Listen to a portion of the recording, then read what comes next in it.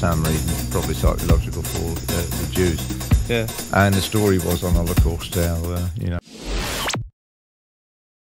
Vous donc, bien-aimés qui êtes avertis, mettez-vous sur vos gardes, de peur qu'entraînés par l'égarement des impies, vous ne veniez à déchoir de votre fermeté. Égarement.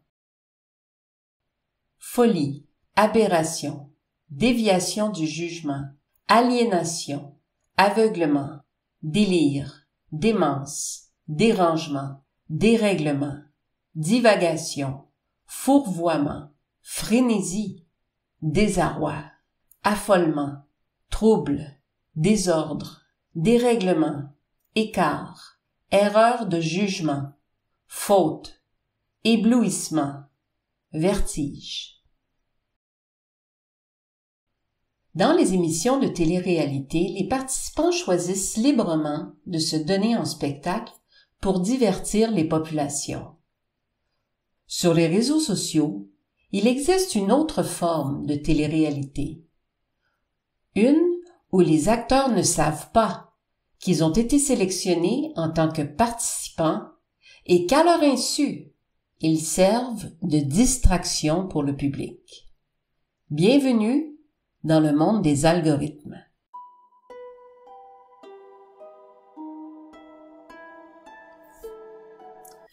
Au début, les réseaux comme Facebook servaient surtout au partage d'informations avec d'autres personnes. Ce qui était partagé contenait principalement des photos, des souvenirs ou tranches de vie quotidienne. Les personnes avec lesquelles vous interagissiez étaient des personnes que vous aviez rencontrées par d'autres moyens. C'étaient des relations existantes, des connaissances, des amis et de la famille. Tout a commencé à changer en 2012 lorsque des fonctionnalités aime, partage et retweet sont devenues disponibles. Ces boutons ont fourni les données nécessaires à quelques nouveaux algorithmes, des algorithmes qui mettraient sur votre fil des contenus avec lesquels vous étiez le plus susceptible d'engager.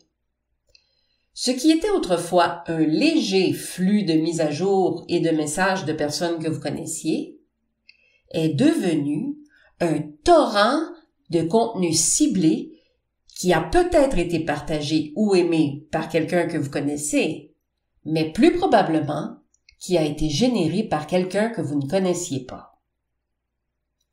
L'algorithme est construit pour l'instantanéité. L'engagement ne peut pas attendre. Cela doit arriver maintenant. Les messages qui obtiennent le plus de j'aime et de partage le plus rapide deviennent viraux et finissent par provoquer votre indignation, puis par vous faire commenter, partager et retweeter. Ces messages ne peuvent pas attendre. Ils deviennent viraux parce qu'ils acquièrent des réactions immédiates. Ils ont évolué de cette façon.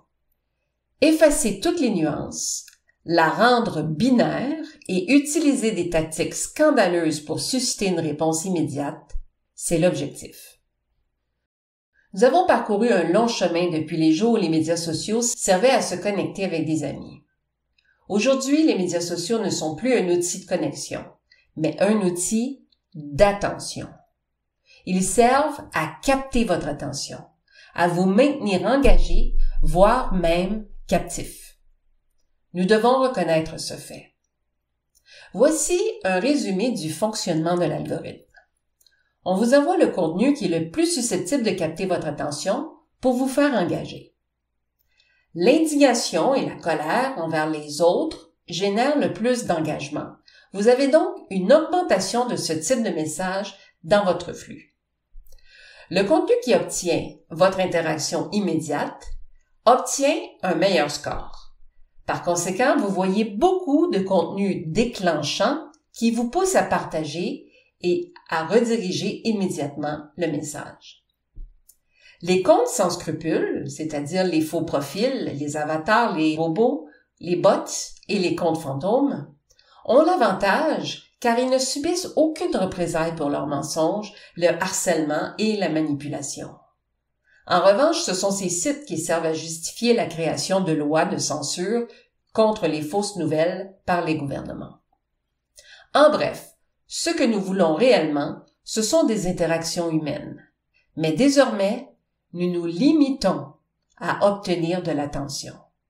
Et au fil du temps, cela altère nos comportements et nos valeurs.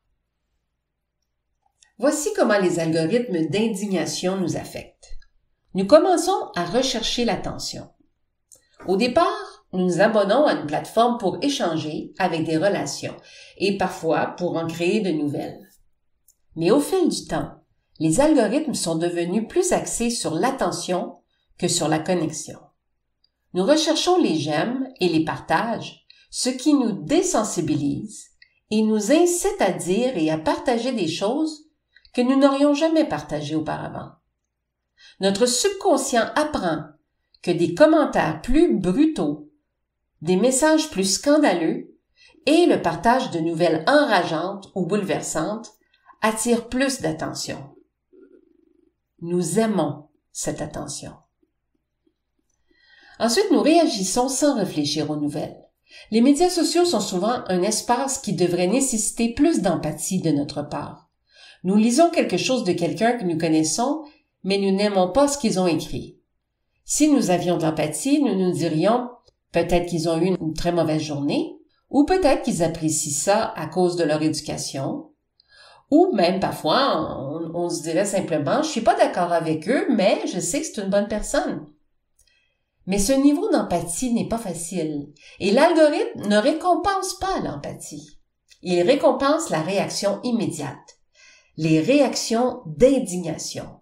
Et nous nous laissons emporter par ce type de réaction sans réfléchir aux conséquences. Nous ne supportons tout simplement plus les opinions contraires et nous restreignons et même bloquons les personnes. Nous perdons notre capacité à un raisonnement ou à la réflexion indépendante.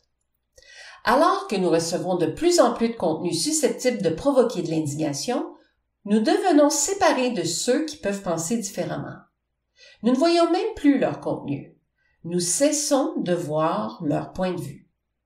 Et nous n'osons pas entrer dans l'arène pour défendre un autre point de vue de peur de devenir la prochaine cible d'un groupe. L'empathie ou un point de vue nuancé sont souvent attaqués parce que l'attaque procure de l'attention. Au fil du temps, ça peut nous mener à ne plus envisager d'autres points de vue. Et si vous avez une expérience vécue qui contredit le récit majeur de votre fil de nouvelles, vous vous retirez ou vous vous faites bloquer. Et que se passe-t-il après que l'algorithme de l'indignation a fait son sale travail avec nous?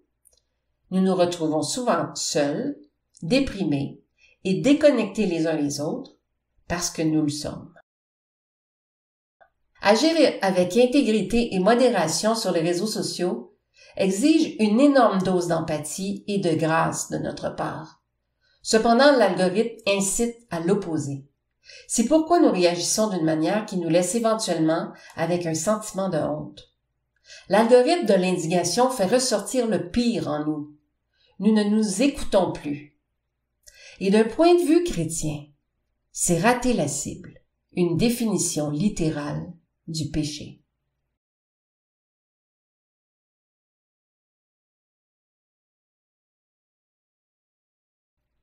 Mais voilà qu'une nouvelle innovation s'ajoute à ce qui pourrait être qualifié de piratage de notre attention. Selon le transhumaniste Yuval Noah Harari, il est devenu inutile de vous écouter vous-même. Nous allons vous dire ce que vous pensez.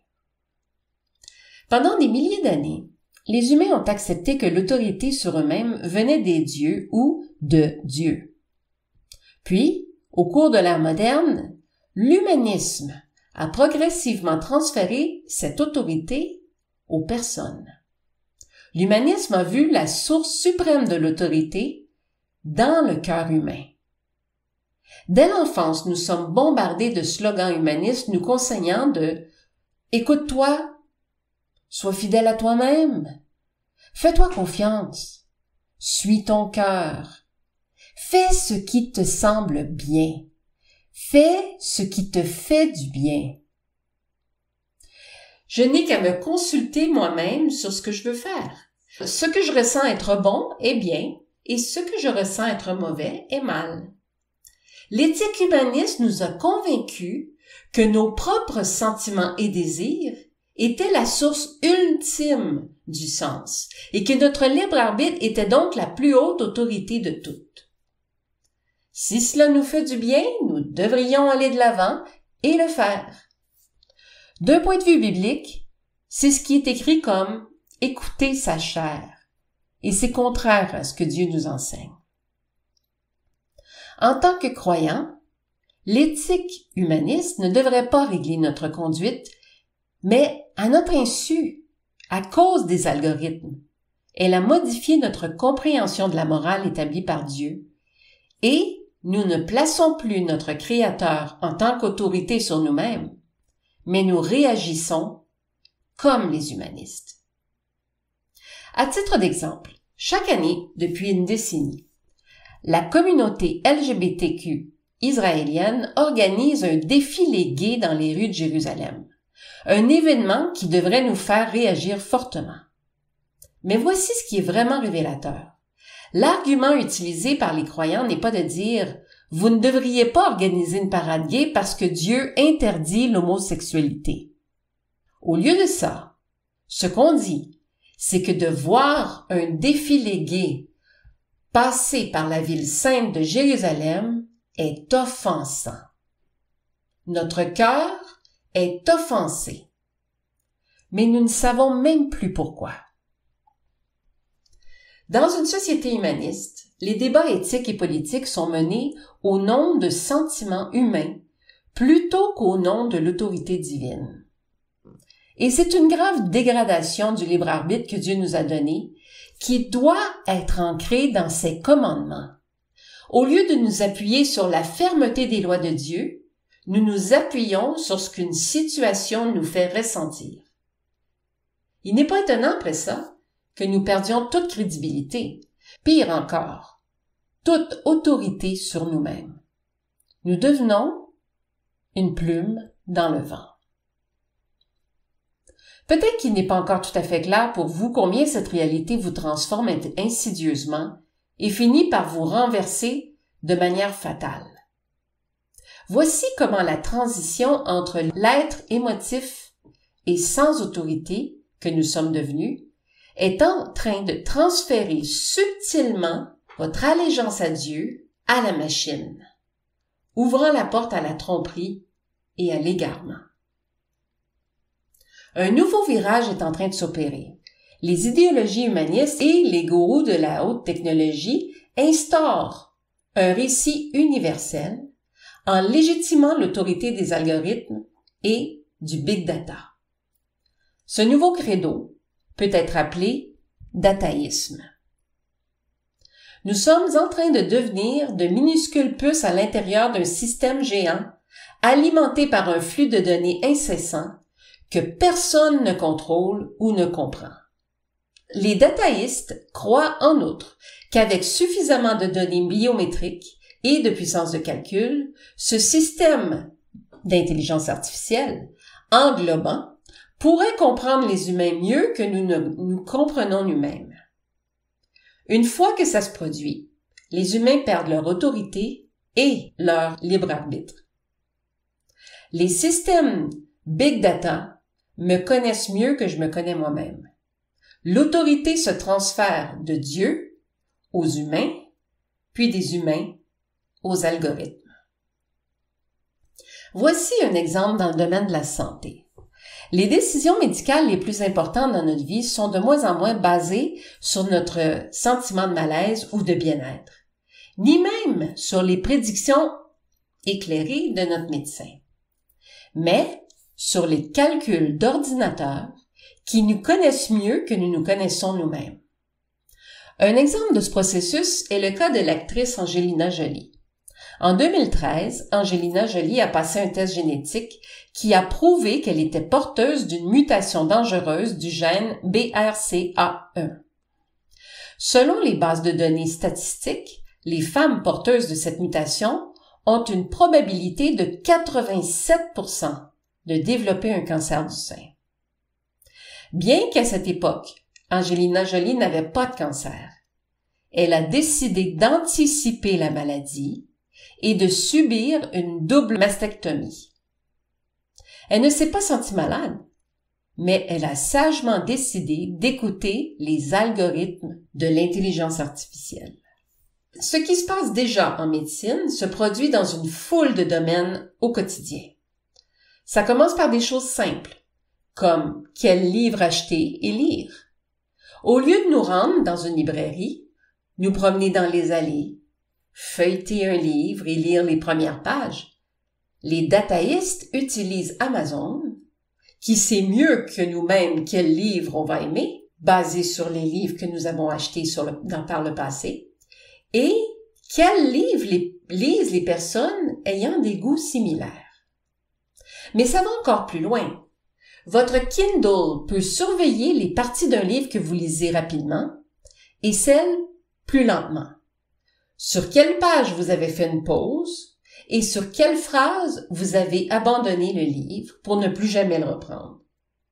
Avec un logiciel de reconnaissance faciale et de capteurs biométriques, il sait comment chaque phrase influence votre fréquence cardiaque et votre pression sanguine. Il sait ce qui vous fait rire, ce qui vous rend triste, ce qui vous met en colère. Les livres vous lisent pendant que vous les lisez. Cela permet à Amazon de savoir exactement qui vous êtes et comment appuyer sur vos boutons émotionnels. Si l'on pousse ça jusqu'à sa conclusion logique, les gens commencent à donner aux algorithmes l'autorité de prendre les décisions les plus importantes de leur vie, comme savoir avec qui se marier. Je demande à ChatGPT de choisir entre Jean et Paul et je dis « J'aime les deux, mais d'une manière différente, et c'est tellement difficile de me décider. Compte tenu de tout ce que tu sais à mon sujet, qui me conseilles-tu? » Et ChatGPT répond « Eh bien, je vous connais depuis le jour de votre naissance. J'ai lu tous vos emails, enregistré tous vos appels téléphoniques et je connais vos films préférés, votre ADN et toute l'histoire biométrique de votre cœur. J'ai des données exactes sur chaque rencontre que vous avez eue. Je peux vous montrer des graphiques de votre fréquence cardiaque, de votre tension artérielle et de votre taux de sucre chaque fois que vous êtes allé à un rendez-vous avec Jean ou avec Paul. Et naturellement, je les connais aussi bien que je vous connais. Sur la base de toutes ces informations, de mes excellents algorithmes et de décennies de statistiques sur des millions de relations, je vous conseille d'aller avec Jean, avec une probabilité de 87% d'être plus satisfaite de lui à long terme. En effet, je vous connais si bien que je sais même que vous n'aimez pas cette réponse. Paul est beaucoup plus beau que Jean, et parce que vous accordez trop d'importance aux apparences extérieures, vous vouliez secrètement que je dise Paul. L'IA n'a pas besoin d'être parfait. Il n'a pas besoin d'être correct tout le temps. Il faut seulement qu'il soit en moyenne meilleur que moi. Et ce n'est pas si difficile, car la plupart des gens ne se connaissent pas très bien. Et la plupart des gens font souvent de terribles erreurs dans les décisions les plus importantes de leur vie. La vision du monde dataïste est très attrayante parce qu'elle offre d'immenses nouveaux pouvoirs, dont celle de prendre des décisions à notre place. Ça paraît indignant à première vue, mais la plupart des gens aiment d'être déchargés de la responsabilité de leur propre vie en la relayant à une instance supérieure. Nous sommes faits comme ça, parce que nous devrions, en fait, nous en remettre à Dieu. Mais, après l'État-providence, qui est devenu un lamentable repère de brigands et de corruption, l'illusion d'un nouveau pouvoir apportant toutes les réponses est à notre portée. Malgré la peur de perdre leur vie privée et leur libre choix, lorsque les consommateurs doivent choisir entre préserver leur vie privée et avoir accès à des soins de santé bien supérieurs, la plupart choisiront la santé. Si vous voulez rester hors de portée des algorithmes, il n'y a probablement qu'un seul conseil. Assumez l'entière responsabilité de votre libre arbitre. Autrement dit, en termes bibliques, crucifiez votre chair et remettez-vous-en au Seigneur. Voici un exemple qui devrait attirer votre attention en tant que chrétien.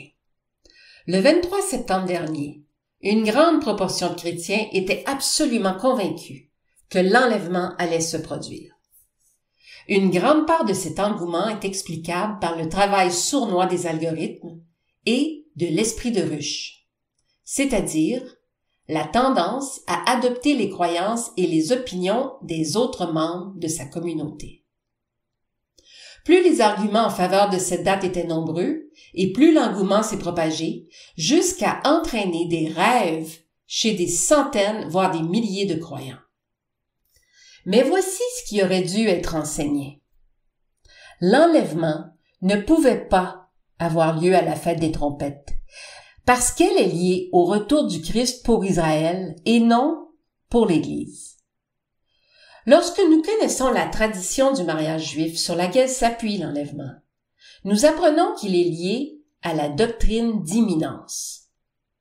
Paul avait écrit aux Thessaloniciens une deuxième lettre parce qu'une fausse lettre avait circulé laissant croire aux nouveaux chrétiens de l'époque que l'enlèvement avait déjà eu lieu. Paul rectifiait la situation avec ces paroles. « Et maintenant, vous savez ce qui le retient, afin qu'il ne paraisse qu'en son temps. » Ce qui retient la parution de l'Antéchrist, c'est l'Église. Nous savons ça avec certitude aujourd'hui. Car le mystère de l'iniquité agit déjà. Il faut seulement que ce qui le retient encore ait disparu, donc l'Église, et alors paraîtra l'impie. Dans ces versets, Paul explique que Satan doit se tenir prêt à tout moment, parce qu'il ne pourra paraître que lorsque l'Église sera enlevée. C'est aux Juifs non messianiques et aux enfants des ténèbres que des versets tels que « Ce jour viendra comme un voleur » s'adressent. La doctrine d'imminence signifie qu'aucun événement dicte le moment de l'enlèvement. Il surviendra de manière à prendre l'ennemi en particulier, et même l'Église, par surprise. C'est le but. Dieu ne veut pas que l'ennemi connaisse le moment de l'enlèvement. Mais, dit-il, si nous faisons ce qu'il nous demande et que nous nous tenons prêts à tout moment, alors nous ne serons pas pris par surprise. Nous serons prêts. Jésus nous donne plusieurs instructions à cet égard, dans Luc 21 par exemple. Veillez, restez sobre, ne vous laissez pas endormir par les soucis du quotidien. J'ajouterais par les algorithmes des réseaux sociaux. Soyez prêts en tout temps. Voilà ce qu'est la doctrine d'imminence.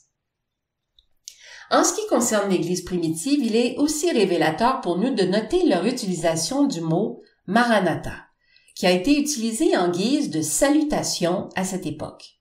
Quand les croyants se rassemblaient ou se séparaient, ils ne disaient pas « bonjour » ou « au revoir », ils disaient « Maranatha ». Quand un chrétien dans l'Église primitive faisait cette déclaration, il demandait au Seigneur de venir. Cela implique évidemment la croyance qu'il était possible pour Jésus de répondre à l'appel et qu'ils attendaient un retour imminent du Christ. Maranatha signifie « Seigneur, viens ». Il transmet parfaitement le concept que le Seigneur pourrait venir à tout moment. Maranatha est utilisé une fois dans la Bible par Paul dans le cadre d'une malédiction. Dans 1 Corinthiens, au chapitre 16, verset 22, Paul dit « Si quelqu'un n'aime pas le Seigneur, qu'il soit anathème. » Maranatha. Le mot anathème signifie « interdit ». Alors Paul disait qu'il soit banni ou qu'on lui interdise la venue de notre Seigneur. Si les membres de l'Église du premier siècle avaient cru que certains événements devaient avoir lieu avant le retour du Sauveur, il aurait été insensé de se saluer avec Maranatha. Ils vivaient il y a près de 2000 ans et pourtant, ils semblaient avoir une conscience plus profonde de l'imminence que beaucoup de chrétiens d'aujourd'hui. Ainsi, si l'enlèvement peut avoir lieu à tout moment, et que près d'une vingtaine de versets parlent du fait que plusieurs seront pris par surprise, il aurait été plus qu'étonnant que cet événement se produise lors d'une fête de Dieu, et au moment même où l'ennemi lui-même l'avait annoncé par une série d'avertissements de programmation prédictive et par des algorithmes qui ont amplifié ce moment pendant des semaines. Je ne désire en aucun cas critiquer ou ridiculiser les personnes qui ont mis tous leurs espoirs en cette fête des trompettes. Les arguments étaient convaincants et j'ai été très impressionnée par l'étonnante convergence d'événements prophétiques qui se mettaient en place rapidement. Ce que j'aimerais dire cependant, c'est qu'il y a une leçon importante à tirer de ce nouvel échec de prévision de date. Il vaut mieux, une fois de plus, être obéissant à ce que le Seigneur nous a dit, c'est-à-dire veillez donc et priez en tout temps, afin que vous soyez jugés dignes d'échapper à toutes ces choses qui arriveront et de paraître debout devant le Fils de l'homme. Luc chapitre 21 verset 36, version King James. Et plus précisément encore, d'ici son retour, consacrons toute notre attention à le connaître et à fortifier notre relation intime avec lui, au lieu de laisser des algorithmes des réseaux sociaux dicter notre comportement. La prière est le moyen de parvenir à se reconnecter au Père divin. C'est notre cordon ombilical, notre ligne de vie, notre branchement ultime à la source de notre vie. En tant que croyants, à notre époque et pendant des siècles, nous avons été forcés ou nous avons choisi de notre plein gré à ne pas écouter la voix de Dieu directement dans notre cœur. La prière est notre contact direct et nous la négligeons. Et le pire, c'est que c'est au profit d'Internet, le filet de l'ennemi, le net de l'ennemi, celui qui nous attire dans sa toile pour nous garder captifs. L'algorithme ultime, celui qui nous connaît le mieux, et qui non seulement connaît nos désirs et nos besoins mieux que quiconque, est notre Père céleste. C'est vers lui qu'il faut se tourner et chercher nos réponses. L'esprit de ruche est la tentative de l'ennemi de créer un système de fausse communion, au sens où notre Seigneur l'a montré. Ne former qu'un seul corps avec Jésus le Christ, c'est suivre son modèle, c'est adopter ses comportements, vivre à son image de manière à recréer la famille divine d'origine.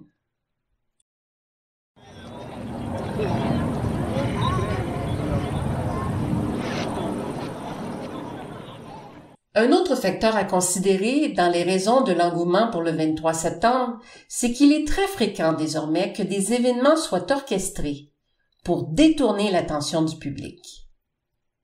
En 2020, lorsqu'un éveil massif s'est produit sur la réalité d'un gouvernement secret et des pouvoirs des élites sur le monde, un principe s'est répandu pour assister les gens dans la recherche de la vérité.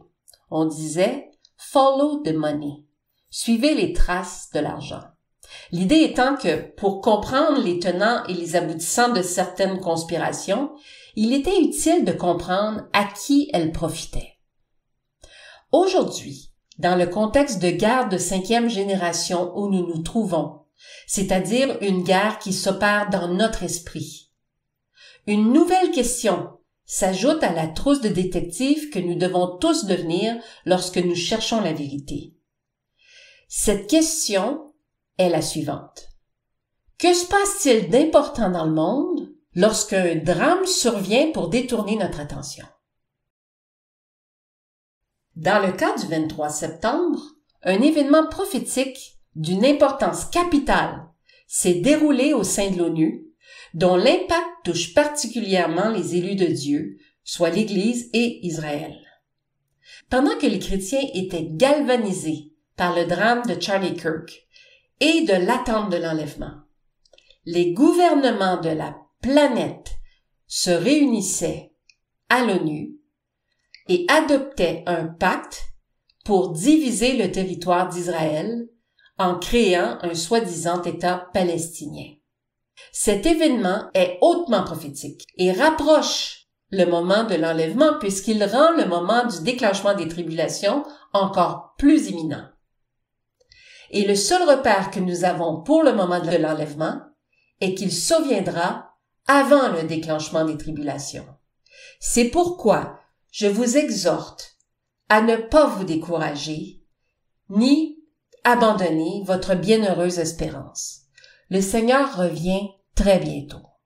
Je vais m'empresser de préparer une vidéo sur les guerres et les événements prophétiques qui vont se mettre en place sous peu. J'espère avant même leur déclenchement, parce que la guerre en Israël contre Israël est imminente et sera catastrophique pour la majorité des nations du monde. Elle deviendra éventuellement nucléaire, ce qui sera vraisemblablement le moment de l'enlèvement. Ne perdez pas espoir. Soyez bénis, mes chers frères et sœurs, et tournez votre attention quotidienne vers le Seigneur, afin que lui et lui seul vous guide. Plus vous passerez de temps dans l'intimité avec lui et que vous écouterez dans le silence, plus il vous parlera. Que Dieu vous bénisse. Merci de m'avoir écouté.